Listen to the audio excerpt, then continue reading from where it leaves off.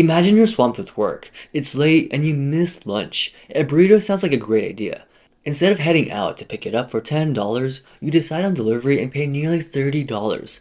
That's the modern day trap of delivery apps. It's fun to eat supper with your family. Hamburger, cornerstone of any nutritious breakfast. Americans have a growing appetite for food delivery, Especially when there is good food on the table. Delivery apps have reshaped how we buy food and groceries, allowing us to skip cooking and even grocery shopping with just a few taps on our phones. And today, more than 2.5 billion people use food delivery service apps like DoorDash, Grubhub, and Uber Eats to make ordering more convenient. But this convenience comes at a cost, one that affects both consumers, restaurants, and really just everyone more than you might think. So today, we'll go into the true cost of convenience and how food apps trick you psychologically into overspending and how it really doesn't benefit anyone at all. But before we go in, we need to go back into the humble beginning of delivery, because it wasn't always a trap. Food delivery has had a long history, evolving from services for the wealthy to your more familiar everyday option for many people. The idea of home-delivered meals started in the 19th century, with pizza deliveries to Italian nobility, and the concept expanded in the 20th century, especially with pizza chains like Domino's in the 1960s, which made delivery affordable and fast with promises like 30 minutes or it's free. And in 2010, we saw the rise of app-based delivery with the smartphone era, which made services like Uber Eats and Grubhub household names. And these apps made ordering easier and faster, allowing customers access to a variety of options they could browse at any time. But the problem was, what began as convenience for consumers soon became an expensive habit for a lot of people. Because behind the convenience of delivery are carefully designed apps that make us feel as if spending more is worth it for convenience. First, apps often show a base price that seems reasonable, but once customers move to the checkout, costs escalate. Delivery fees, service fees, small order fees, and other hidden charges can make a $10 meal end up closer to $20 easily. Studies show that ordering through an app can cost up to 91% more than going to the restaurant directly. In order to offset the commission apps charge, which is usually 15 to 30%, restaurants mark up their prices specifically for app-based orders. A meal that costs $10 might be listed as $12 or more on that app. And these apps rarely ever disclose the markup, so customers are unaware that they're paying extra for the same food. Delivery apps also use a variety of techniques to encourage you to spend more. Apps will prompt customers to add drinks, desserts, or extras to meet a minimum in order to reduce other fees, when holistically, your bill will be more. And a lot of apps use loyalty programs and point systems to make customers feel like they're getting a deal. Whether it's earning free delivery after multiple purchases, which still requires upfront spending, and requires that users come back to the app instead of considering other options. Studies show that customers spend up to 15% more with loyalty incentives, and seeing them as rewards instead of expenses. By framing purchases through a reward system, apps promote the feeling of positive reinforcement instead of simply overspending. And as far as behavioral economics goes, apps provide the quick satisfaction of placing an order and knowing food is on the way. And this is a dopamine-driven feedback loop when we get food quickly. It activates our brain's reward system and encourages us to repeat this behavior. And over time, that habit reinforces itself, making it easy to ignore costs for the sake of that feel-good instant gratification, which in this case, you can actually taste from the bite of your burrito. And it's also prioritizing convenience over value. Delivery apps capitalize on our preferences for convenience, leading us to value time saved over the amount that we actually spend. For example, while it might take 20 minutes to cook a meal at home, waiting 45 minutes for a delivery feels easier. The preference for convenience blinds us to the opportunity cost and the actual value of what we're getting. In addition to convenience, it's becoming numb to prices. Since people are using the app and not directly pulling out cash or even sliding a card, they're less aware of the total costs. Without physical transactions or an itemized check like a restaurant, customers are less likely to reconsider each expense, which makes it that much easier to add that Nacho Bel Grande to your cart. Studies show that people spend up to 12 to 15% more on digital transactions than they would with cash. In all these mind tricks coupled with inflation and the rising cost of living, a lot of Americans are financially squeezed.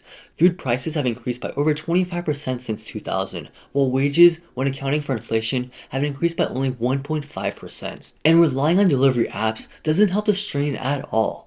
So not only are restaurants charging more to account for the high cost of food, you're paying even more on top with delivery costs, service charges, and tips. The average American spends $37.28 weekly on food delivery, which is around $1,800 per year with service fees, delivery fees, and tips. That's money that could be spent on groceries, savings, or repaying debt. And before we go on, if you're enjoying this video, please leave a like and subscribe. It'll help the channel greatly. Thank you very much for watching. And it's not just app users and people who are getting taken advantage of, but it's also the drivers themselves. With the rise of delivery apps have also come a wave of job opportunities for delivery workers. However, the workers delivering these orders face their own set of financial challenges. Most delivery drivers are independent contractors, so they don't receive benefits like healthcare, paid time off, or retirement contributions. A study showed that the average earnings for delivery drivers can be as low as $12 per hour after expenses. And this setup allows for app companies to maximize their profits without ensuring fair pay or job security for workers.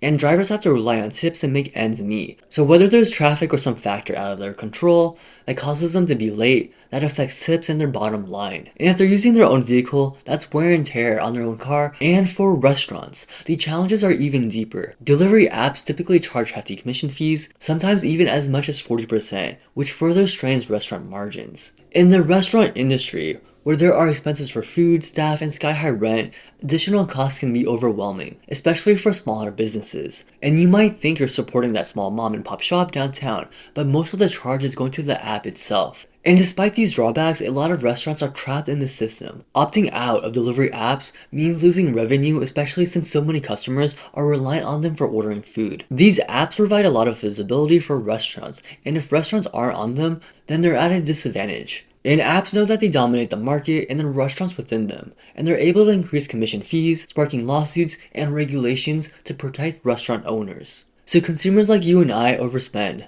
drivers aren't paid enough, restaurants are trapped, and what about delivery app companies themselves? Well, surprisingly, they're not much better. Despite charging high fees and inventing ways to save money and make money, delivery apps aren't profitable. In fact, they're losing millions a year. A lot of cities and states have introduced commission fee caps to protect restaurant profit margins. Additionally, despite the stock market reaching all-time highs, the high cost of living for most Americans are impacting their choice to use delivery services ever so slightly. And in addition to inflation, after delivery costs, driver wages, gas, insurance, and commission, the app itself isn't left with much if anything. Despite financial and psychological challenges, there are ways to make the cost of convenience more manageable. First is to set a monthly budget. Allocate a specific amount for each month for deliveries. The general rule of thumb is that 30% of your gross income should be spent on your non-essentials, like video games, Netflix, and food deliveries. And this may sound counterintuitive, but if you really must order, avoid smaller orders. Delivery fees and extra charges hit harder on small orders, so ordering in bulk like getting enough for 2 meals, which reduces frequency and delivery costs. And if you can, choose to pick up an order to reduce delivery fee and even service charges. Opting for pickup can help you save $5 to $10 an order, which adds up over time. And ordering directly from your favorite restaurant allows them to retain their profits. And finally, consider cooking at home. Home-cooked meals can cut costs. On average, cooking at home is 50 to 75% cheaper than ordering delivery. Learn easy recipes or meal prepping can make cooking more manageable, and invest in the right tools for the job. So consider buying a pressure cooker or Dutch oven to make cooking as passive as possible. And aside from budgeting and looking for cheaper alternatives, food delivery strives by triggering your dopamine, but at the cost of your hard-earned money in your wallet. And realizing that it's not worth it, even the convenience of it, is important for your long-term finances. And to be clear, there's nothing particularly wrong with using food delivery apps, especially if you don't have the time to cook or are busy with other things like work. But the worst thing is to make food delivery a habit because of its convenience. And that's what has happened for a lot of people. Remember, it's all about balance. Balancing time, convenience, and cost. The rise of delivery apps have made life more convenient, but so many people choose this convenience even if it's not the most cost-efficient choice. A lot of people are aware of the high cost of delivery. Yet despite this, a lot of people and restaurants are stuck being so reliant on delivery apps as a middleman in a culture that promotes convenience. But by understanding hidden fees and psychological tricks, you can make more informed choices about how to use delivery apps if you really must. It's all about learning to balance convenience with mindful spending to help you enjoy delivery services without sacrificing financial stability. Setting budgets, planning ahead, and resisting gimmicks are all a part of living in a world of digital convenience. So the next time you're starving for that burrito, pizza, or nacho bel grande in the middle of the day, do consider the most cost-effective choice and one that supports your favorite restaurant more directly. And all of this is one very small part of the larger issue of consumerism, a world where so many of us are prone to the influence of strategic advertising and marketing. So check out the next video to see how consumerism manipulates you to spend mindlessly.